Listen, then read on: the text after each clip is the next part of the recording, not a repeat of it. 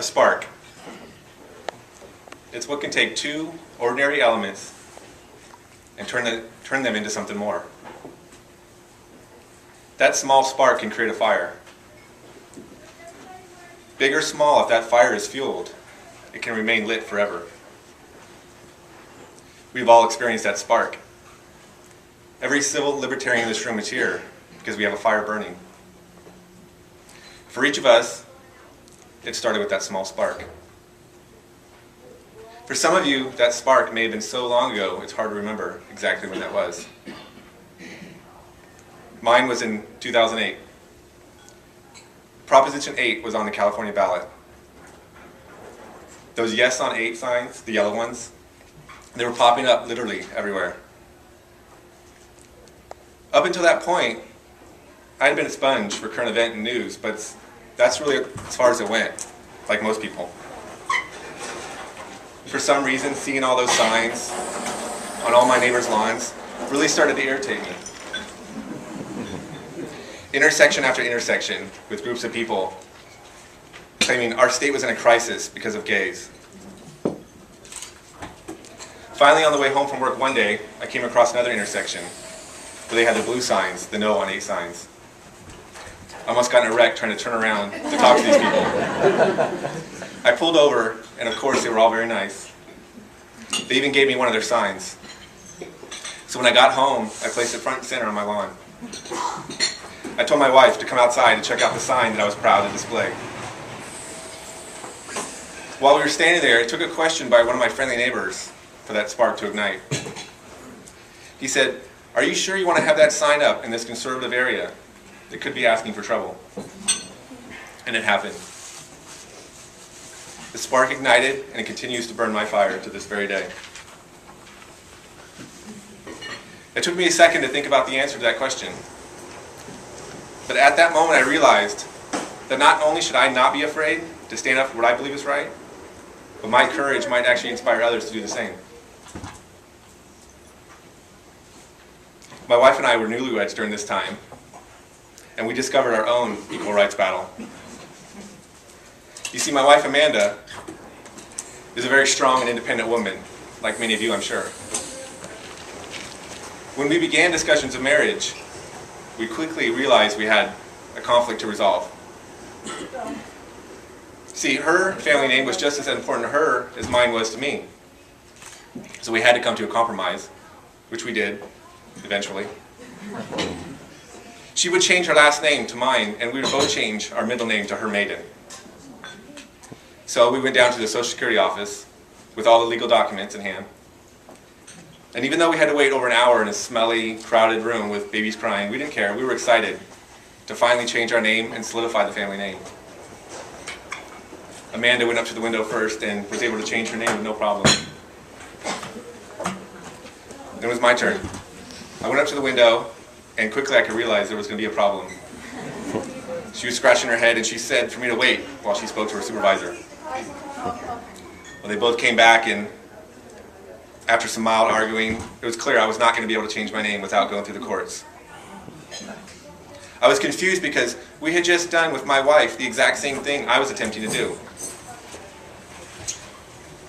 Feeling dejected, we left. I was fired up, and I wanted to give somebody a piece of my mind.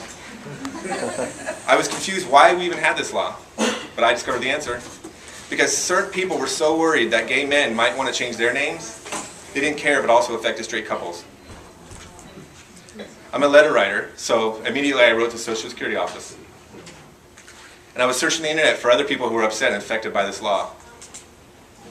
Well, come to find out, the ACLU of Northern and Southern California were already fighting this battle for me. AB 102 had already passed, and all I had to do was wait a couple of months for it to take effect. That following January, I was first in line, and I was able to change my name with no problem. It's funny, when we initially decided on our names, we had no idea how big of a deal this was going to be and long of a process. So it's early 2009 now. I'm fired up over Prop 8 passing. I rediscovered the ACLU because of my name change, and I want to do more. I started looking for a way to channel this passion.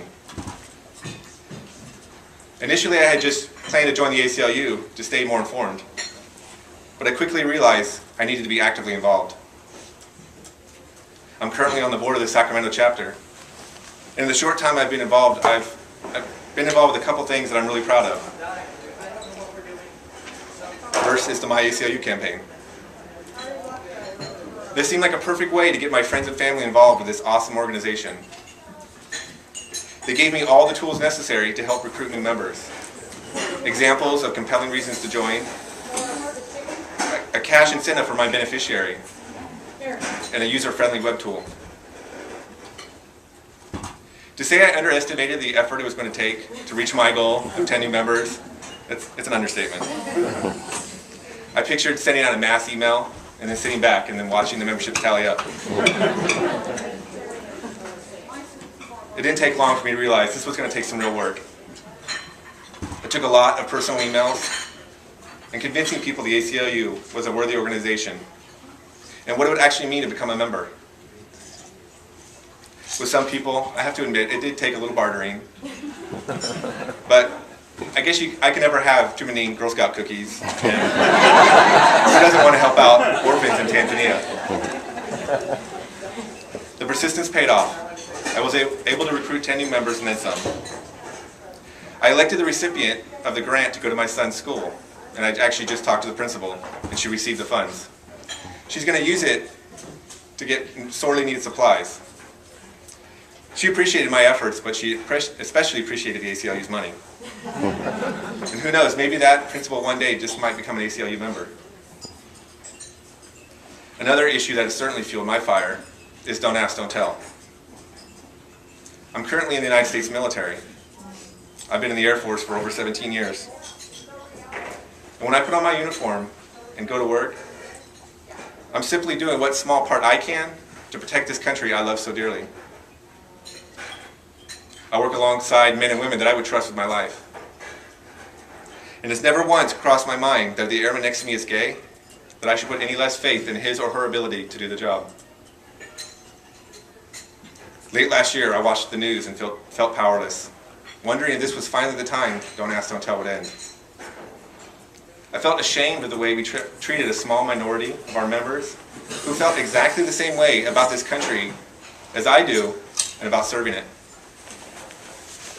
I wanted to speak out, but we in the military don't have the same freedoms of speech that civilians do. I talked to my JAG, and he warned me to watch what I said. Well, with having the confidence of the ACLU behind me, I wrote a blog about my experiences with gays in the military, which I'm really proud of. This blog was posted on the ACLU's National Blog Rights website during the height of the Don't Ask, Don't Tell debate, and I've received nothing but positive response regarding it. But what I'm even more proud of is to finally be able to stand tall, a part of a military force that treats all of its valuable men and women equally, no matter their sexual orientation.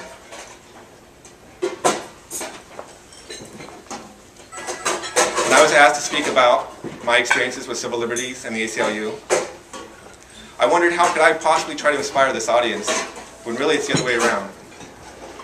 And the people in this room are an inspiration to me. I see the veteran civil libertarians, and I admire their resilience and dedication to this important cause. We live in a different world than we did even 10 years ago. The threat to our civil rights is constant, and it comes in different forms. My fire is burning strong now, thanks to the ACLU, and I hope in 20 years I will still have the same dedication and motivation as I do today. I know that every day, new issues will add fuel to my fire. To end, I want to bring up an idea that may help fuel your fire. You can spread a flame without diminishing it.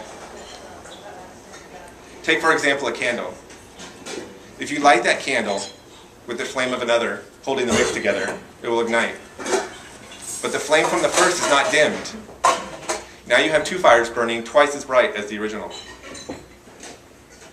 So whether it's a spark that lights the fire of an individual, or the flame of one of us in this room that causes another fire to be lit, the flames of liberty and justice for all will spread across this great nation.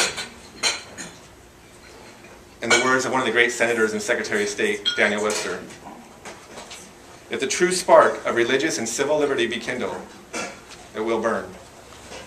Thank you.